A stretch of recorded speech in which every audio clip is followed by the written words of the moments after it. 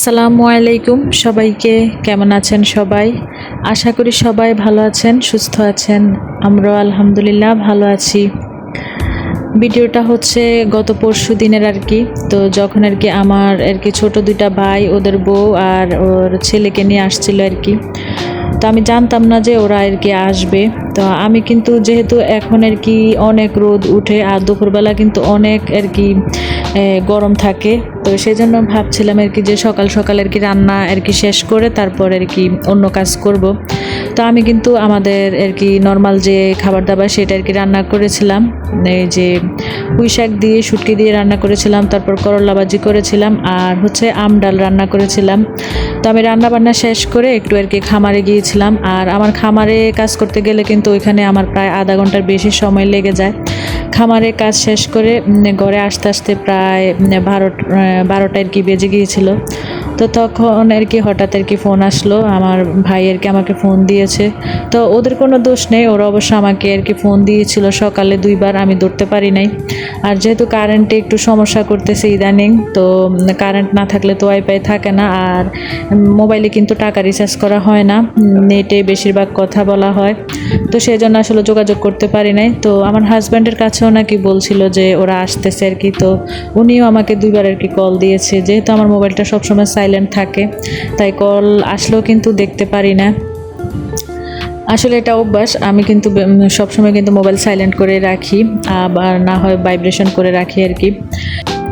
তো আমার হাজব্যান্ড কিন্তু ওরা কিন্তু এই সপ্তাহে আসবে, ওটা কিন্তু আগে থেকে জানতাম। তো গরুর মাংস আনা ছিল ফ্রিজে আর কি।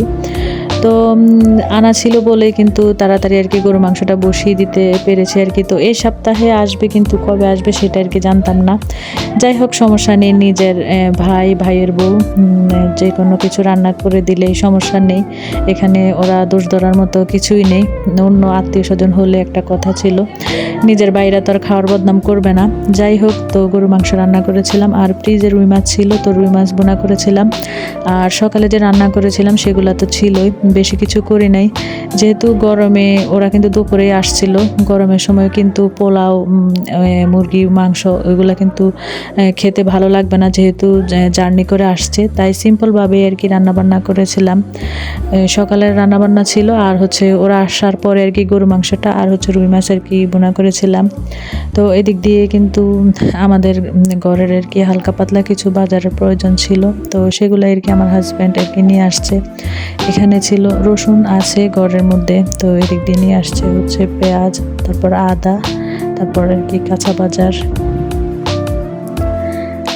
বাজার বলতে এখানে শসা, লেবু, তারপর গাজর, কাঁচামরিচ, টমেটো, তারপর ঢেঁড়স, সবজিও নিয়ে আসছিল। তো ওরা আসার আগে কিন্তু এমনিতে আমি বলেছিলাম যে কয়েক আইটেম সবজি নিয়ে আসবেন আর কি, গরমে দিয়ে বেশি ভারী খাবার আর কি খেতে আর কি ভালো লাগে না। তো সেই জন্য কিন্তু সবজি নিয়ে আসছিল অনেক আইটেমই। তো মেহমান ঘরে থাকলে কিন্তু সবজি রান্না কিন্তু হয় না, বা মাছের তরকারিটাও রান্না করা হয় না। তো এখন নিয়ে আসছে, কিছু করার নেই। তো এখন হচ্ছে সবগুলা সবজি নামিয়ে, তো সবজিগুলো আর কি পানি শুকিয়ে গেলে তারপর আর কি ফ্রিজে আমি গুছিয়ে রেখে দেবো। আর যেহেতু ওরা আর কি একদিনের জন্য আসছে, তো দুপুরে খাওয়া দাওয়া করার পরে আর কি সবাই মিলে আর কি প্ল্যান করতেছে যে পদ্মা যাবে, পদ্মা সেতু দেখতে, পদ্মার পাড়ে মাওয়া আর কি। তো ওই জায়গাটা কম বেশি কিন্তু সবাই চিনে। তো কপালটা আসলে সত্যিই খারাপ, আমরা যেতে যেতে কিন্তু সন্ধ্যায় হয়ে গিয়েছিল। তো সেই কথা আর কি পরে বলি। তো খাওয়ার পরে একবার বলতেছে যে আজকে যাবে, আবার বলতেছে যে না পরের দিন আর কি যাবে। তো আমি বলেছিলাম যে পরের দিন যাওয়ার কথা, যেহেতু খাওয়া দাওয়া করার পর অনেকটাই প্রায় সময় হয়ে গিয়েছিল, প্রায় 3টার উপরে আর কি বেজেছিল। আর পদ্মা যেহেতু আমাদের এখান থেকে যেতে প্রায় 1 ঘন্টা সময় লাগে না, 45 মিনিটের মতো সময় লাগে। চিন্তা করলাম এই গরমের মধ্যে যদি এই সবজিগুলো এভাবে রেখে চলে যায় তাহলে কিন্তু নষ্ট হয়ে যাবে। এমনিতে ধনিয়া পাতাগুলা একটু আর কি নষ্ট ছিল, তো আমার জন্যই কিন্তু দেরি হয়েছে, সবাই কিন্তু রেডি হয়ে বসেছিল। আমি কিন্তু এই সবজি তারপরে সব কিছু খাওয়া দাওয়ার পরে সব কিছু গুছিয়ে সব কিছু শেষ করতে প্রায় আমরা বের হয়েছিলাম 5:30টার দিকে। তো 5:30টার দিকে যেতে যেতে কিন্তু প্রায় মাগরিবের আজান আর কি দিয়ে দিয়েছিল। আর রাতের বেলা কি ভিডিও করব, আসলে ভিডিও করার কিছুই ছিল না, তারপরও আপনাদের সাথে আর কি একটু শেয়ার করলাম। আসলে এই জিনিসগুলো তো স্মৃতি হিসাবে থেকে যাবে, সেই জন্যই আর কি একটু আপনাদের সাথে আর কি শেয়ার করা। কিন্তু ছবি তুলতে না পারি বা ভিডিও করতে না পারি, ওই জায়গা কিন্তু অনেক আর কি ভালো লেগেছিল সবার কাছেই। এত পরিমাণ বাতাস ছিল, আর যে পানির পাশে যখন আর কি আমরা সবাই দাঁড়িয়েছিলাম, এত ভালো লেগেছিল। পানি ঢেউ আর কি একবার আসছিল, আবার আর কি পানি চলে যাচ্ছিল, এমন আর কি। তো অনেক আনন্দ করেছিলাম, কিন্তু হয়তো দিনে গেলে, হয়তো আলো থাকতে থাকতে গেলে হয়তো আর কি একটু ভিডিও করতে পারতাম, সেটাই। তো এগুলা নিয়েও কিন্তু আমার ভাইয়েরা, আবার ভাইয়ের বউরা আর কি আমাকে নিয়ে একটু মজাই করেছিল যে আহারে আপু একটু ভিডিও করতে পারলো না। তো এই আর কি, সব সময় যে সব কিছু ভিডিও করতে হবে বা ব্লগে ছাড়তে হবে তেমন কিছু নাই। আমাদের জীবনে যে কত কিছু ঘটে বা কত সুন্দর মুহূর্ত আসে, আবার দেখা গেছে যে খারাপ সময়ও আসে। সব কিছু যে আমরা আর কি ব্লগে দেখাবো বা সব কিছু যে ভিডিও করবো তেমন কোনো ব্যাপার নেই। যেহেতু আমরা লাইফস্টাইল ব্লগ করি, সেজন্যই আর কি টুকিটাকি একটু আর কি আমাদের কাজকর্ম বা আমরা কোথায় যাচ্ছি বা কী করছি সেগুলো আর কি একটু একটু ক্লিপ নিয়ে আমরা আর কি ব্লগে শেয়ার করি, সেটাই। এর বাইরে কিন্তু আর কিছু নেই। তো অনেকে এই জিনিসটা হয়তো একটু মানে কি বলবো, খারাপ চোখে দেখে, আবার কেউ বা এটা ভালো চোখেই দেখে। যাই হোক, পানিটা কিন্তু ময়লা দেখা যাচ্ছে, যেহেতু এটা সাইডের পানি, ময়লা তো দেখা যাবেই।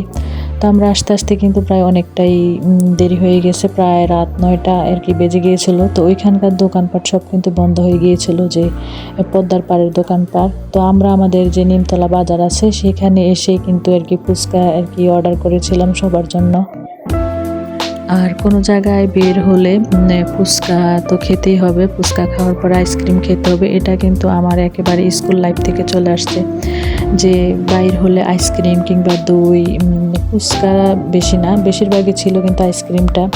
তো যাই হোক, সবাই কিন্তু ফুচকা খাওয়ার পরে যখন আর কি গাড়িতে উঠেছিলাম, তখন আবার কিন্তু আর কি আমরা সবাই মিলে আর কি আইসক্রিম খেয়েছিলাম, সেটাও কিন্তু ভিডিও করা হয় নাই। আর এদিক দিয়ে বাসায় আসার পরে সবাই হয়তো 10-15 মিনিটের মতো একটু রেস্ট নিয়েছে। তারপর আর কি আমার ভাইরা, তারপর ভাইয়ের বউ আর আমার ছেলে মেয়ে সবাই কিন্তু আর কি খেলতে বসে গিয়েছে। তো ওই খেলাটার নাম আসলে আমি জানি না, লুডো খেলার মতোই। তো ওরা খেলতে বসে গিয়েছে, তো আমি কিন্তু কিছুক্ষণ পর পর আর কি ওদেরকে একটার পর একটা আর কি খাবার দিচ্ছি। যেহেতু এমনি কিন্তু সবার মনটা খারাপ, ওইখানে যেতে যেতে কিন্তু প্রায় সন্ধ্যা হয়ে গিয়েছিল, বেশি একটা সময় কাটাতে পারে নাই সবাই, যেহেতু রাত হয়ে গিয়েছে, সবাই তাড়াতাড়ি আর কি চলে আসছে। তো আমার ভাইয়েরা আসার সময় তো অনেক আইটেমের মিষ্টি নিয়ে আসছিল, আর আমার হাজব্যান্ডও বাজার নিয়ে আসার সময় ওদের জন্য আর কি রসমালাই, তারপর হচ্ছে দই নিয়ে আসছিল। তো যেহেতু ওরা আমাদের এখানকার রসমালাইটা অনেক পছন্দ করে, তো সেই জন্য আর কি আমার হাজব্যান্ড নিয়ে আসছিল, তো রসমালাইও ওদেরকে আর কি খেতে দিয়েছিলাম। আর এদিক দিয়ে দেখেন ওর চাচি আম্মাকে আদর করতেছে। তো আমরা তো চাচি আম্মা বলি চাচিকে আর কি, তো ওর চাচি আম্মা এটা। যাই হোক, আজকে একটা এলোমেলো ব্লগ আপনাদের কাছে শেয়ার করেছি। আসলে ওই দিনটাই ছিল আমার কাছে আর কি এলোমেলোই বলতে পারেন। হঠাৎ করে মেহমান আসলে আর কি যা হয় আর কি। তো এদিক দিয়ে ওরা যে মিষ্টি নিয়ে আসছিল, কাঁচাগোল্লা, তারপর ছানা মিষ্টিও নিয়ে আসছিল। তো এগুলো আর কি এগুলো আবার দিলাম হচ্ছে আমার হাজব্যান্ডকে। তো আমার হাজব্যান্ড কিন্তু সবগুলা খায় নাই, আমি আর আমার হাজব্যান্ড দুজনে মিলে আর কি খেয়েছিলাম। তো আজকে আমার এলোমেলো ব্লগ আপনাদের কাছে কেমন লেগেছে তো সবাই অবশ্যই জানাবেন। আর কার কার সাথে এমন হয়, হঠাৎ মেহমান চলে আসলে কি করেন, ইচ্ছে করলে জানাতে পারেন। তো সবাই ভালো থাকবেন, সুস্থ থাকবেন। আজকে এই পর্যন্তই, আল্লাহ হাফেজ।